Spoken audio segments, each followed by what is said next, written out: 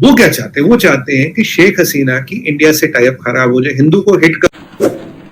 आपने सबसे पहले घबराना नहीं है, बाहसियत कौम हम इसका मुकाबला करेंगे। आक्रोश आएगा, इंडिया में आक्रोश आएगा, इंडिया की जो मेजॉरिटी पॉपुलेशन अगेंस्ट होगी, तो जो कॉपरेशन चल रहा है हम दोनों के बीच वो रुक जाएगा। कॉपरेशन रुक जाएगा तो Sheikh Hasina will lose ground, will lose face, that will pave the way for Khaleda Zia to come into the power. Bangladesh की पीएम आई इंडिया, और उसको आप किस तरह से देखते हैं? क्या क्या हो रहा है? ट्रेड की बात भी सुनी जा रही है, इसके अलावा भी कई प्रोजेक्ट्स हैं जिनकी न्यूज आती जा रही है। तो कैसा लग रहा है आपको उनका विजिट? और जाहिर है कि चाइना को लेकर भी इसमें कोई ना कोई एंगल बनता होगा, हर जगह चाइना आ जाता है, ये बड़ी मजेदार बात है। चाहे आप किसी कंट्री की बात करें, वहां पे चाइना का रोल जो है वो जरूर होता है। तो इसमें आप किस तरह से देख रहे हैं चाइना को? देखिए आजू जी, सबसे पहले शो पे बुलाने के लिए धन्यवाद। हाँ, आपने बिल्कुल बजा फरमाया कि देखिए जो चाइना है वो प्रेडेटर का काम करता है, उसकी नजर हर एक पे है। अगर आप ये माइक पॉम्पियो साहब का बयान देखिए, उन्होंने एक बार कोट बयान दिया था, इट डजंट मैटर कि are you a frontline state when it comes to CCP, Chinese Communist Party. अगर आपकी every country of the world is a frontline state to them. ऐसा नहीं कि आपकी बाउंड्री मिलती है तो तभी आप फ्रंटलाइन स्टेट बनते हो, आप कोई भी कंट्री हो फ्रंटलाइन स्टेट टू देम।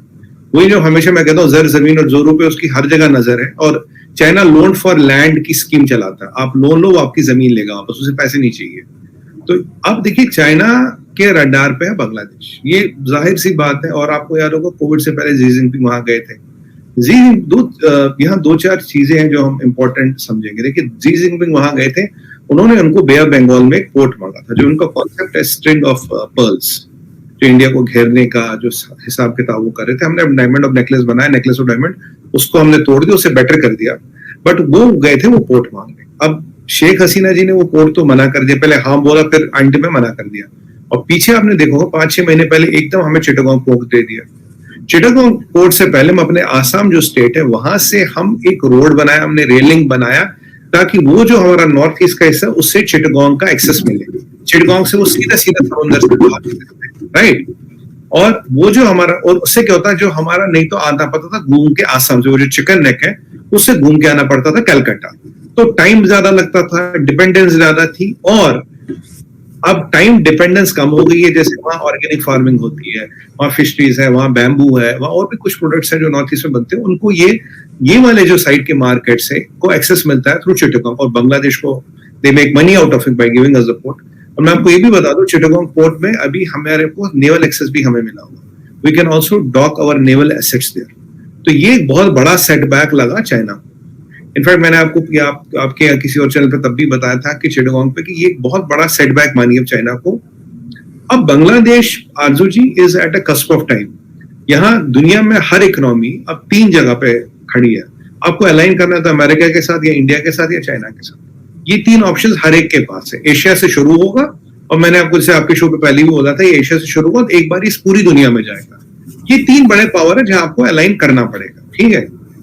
अब आप देखिए पाकिस्तान ने अलाइन कर लिया चाइना के साथ, श्रीलंका ने कर लिया, नतीजा आपके सामने है। मालदीव ने चाइना को भगा दिया।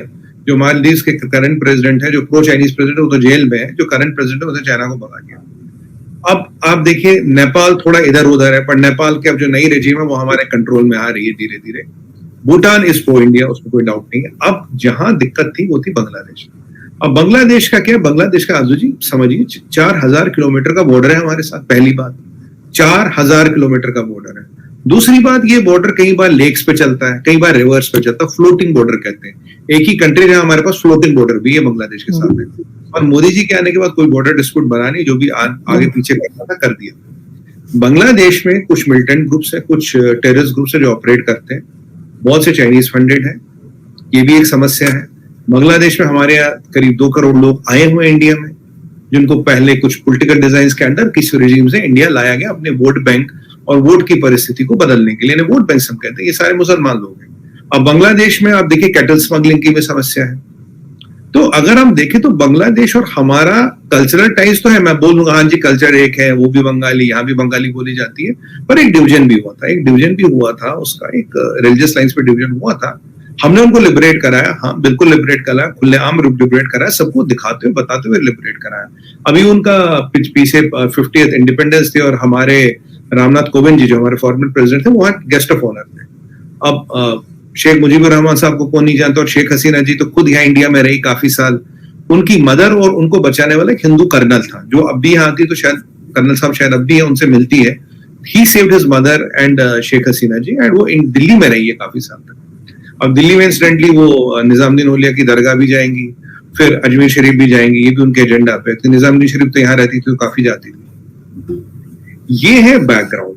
अब देखिए, अब ये दौरा इंपॉर्टेंट क्यों हो जाता है, ये हमारे बैकग्राउंड से।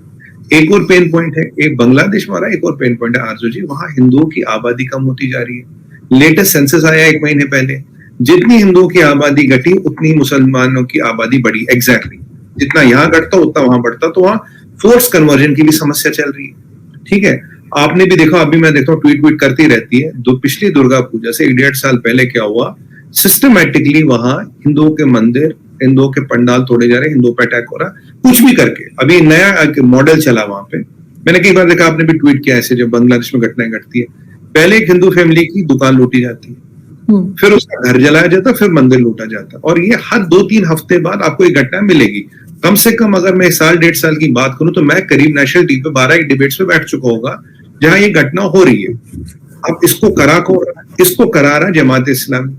जमात इस्लामी कौन है? अपोजिशन ऑफ शेख हसीना, खालिदा जिया। खालिदा जिया जी की पार्टी तो जमात इस्लामी का पॉलिटिकल आर्म है। अब जमात इस्लामी को पैसा कौन दे रहा है? ISI, पाकिस्तान से पैसा होता है, और आप लेटेस्ट रिपोर्ट्स के अनुसार ये पैसा चाइना से भी आ रहा है। अब आप पूछेंगे, आप चाइना का नाम क्यों ऐसे घसीट रहे, क्यों घसीट रहे? ये सवाल बनेगा, हमारे दर्शक भी पूछ सकते हैं। तो देखिए, जमात इस्लामी में एकदम अचानक एक्टिविटी बढ़ गई है। पाकिस्तान का पैसा गिर रहा है, पाकिस्तान के पास उतना पैसा है नहीं लगाने के ऊपर, जमात इस्लामी की एक्टिविटी बढ़ रही है। तो जाहिर सी बात है, एक जो रेड का, और जिसे हम कहते हैं रेड जहाज, जहां पे Islamic fundamentalist are funded by reds to do all this, क्योंकि जमात इस्लामी में जो पैसा एकदम बढ़ रहा है, जमात इस्लामी की जो अटैक करने की क्षमता बांग्लादेश में बढ़ गई, शेख हसीना दीदी के होते हुए कंट्रोल नहीं कर पा रही है, और ये बहुत ऑर्केस्ट्रेटेड अटैक्स हो रहे हैं हर जगह। तो इसका मतलब है कि कहीं ना कहीं उनके पास पैसा आ रहा है, कहीं ना कहीं सशक्तिकरण आ रहा है। अब आप पॉलिटिक्स में आइए। पॉलिटिक्स ये है आरजू जी कि वो क्या चाहते हैं? वो चाहते हैं कि शेख हसीना की इंडिया से टाई अप खराब हो जाए। हिंदू को हिट करोगे, इंडिया में आक्रोश आएगा, इंडिया की जो मेजॉरिटी पॉपुलेशन अगेंस्ट होगी, तो जो कॉपरेशन चल रहा है हम दोनों के बीच, वो रुक जाएगा। कॉपरेशन रुक जाएगा तो Sheikh Hasina will lose ground, will lose face. That will pave the way for Khaleda Zia to come into the power. तो खालिदा जिया की पार्टी को लाने वाले जमात इस्लामी पाकिस्तान का हैंड है, चाइना का पैसा अभी आ रहा है, उसमें कोई डाउट नहीं। ISI का रोल है, उसमें कोई डाउट नहीं। ये हमने पीछे भी बात की थी, मतलब हमारे नेशनल टीवी पे आज बात हुई। अब ऐसी परिस्थिति में एक और एंगल आ जाता है आरजू जी। अब आप बात करें, अगर बांग्लादेश की डेट की बात करें, $4 बिलियन का डेट है चाइना से, 6% डेट है, जबकि कम है। और आपने ये भी देखा क्या, चाइना का 10% डेट श्रीलंका को डूबा गया। केवल 10% डेट था चाइना का, हमने बात की थी। यहाँ 6% डेट है, बट ज्यादा नहीं है, 4 बिलियन है। अब बांग्लादेश के खुद फाइनेंस मिनिस्टर पीछे स्टेटमेंट देते कि China's debts are unsustainable. Galwan के बाद लोगों को पता लगा चाइना बुलाता है, पीछे से छुरा मारता है, और श्रीलंका के बाद पता लगा वो तुम्हारे टूटने का इंतजार कर रहा, तुम्हारी जमीन लेके ही मानेगा। उसका लोन फॉर लैंड स्कीम चला रहा। तो गलवान और कोलंबो में जो हुआ, तो उसने चाइना की पूरी पोल पट्टी खोल दी। और बाय द वे, जो शिप डॉक हुआ था, ये राजपक्षे जाते थे, 3 घंटे पहले साइन कर गया था। और मैंने आपको हमेशा बोला, श्रीलंका को बेचने वाले राजपक्षे परिवार है। अब ये खैर प्रूव भी हो गया। USAID ने भी एक रिपोर्ट दी थी कि भाई जो डेट है चाइना का, वो डुबा गया श्रीलंका को। ये मेरा एनालिसिस है, यूएस की भी रिपोर्ट यही है। अब यहाँ पे बांग्लादेश को देखिए, Bangladesh has to take a call. आप इस तरफ जाओगे या इस तरफ जाओगे? तो उन्होंने जो डिसाइड किया, ये जो दौरा आप देख रहे हैं 4 दिन का, इसमें इकोनॉमिक कॉर्पोरेशन देखिए, 7 MOU साइन हुए, 5 बड़े प्रोजेक्ट साइन हुए हैं। और 4 दिन के लिए अगर किसी देश की प्रधानमंत्री यहाँ आती, तो ऐसा नहीं वो खाली बैठी, उनके पास कोई काम नहीं। अगर वो यहाँ आ रही है, तो सबसे पहले मिर्च लग रही होगी बीजिंग में, सबसे ज्यादा शंघाई में उनको बहुत खाने में ना उनके पेपर बहुत डल गया होगा, क्योंकि उन्हें लग रहा कि ये गेम हाथ से निकल गया। देखिए, सीधी चाइना की नजर है बांग्लादेश पे, उस पर आप धंधे नहीं कर सकते। बांग्लादेश के रडार, चाइना के रडार पे बांग्लादेश। अब बांग्लादेश की प्राइम मिनिस्टर साहिबा यहाँ आती है, हमसे ये एग्रीमेंट करती है, तो चाइना को मिर्च तो लग रही है। चाइना चाहता कि तुम हमसे उधार लो और उसी में फिर डूब जाओ, और हम फिर अपना गेम खेलेंगे।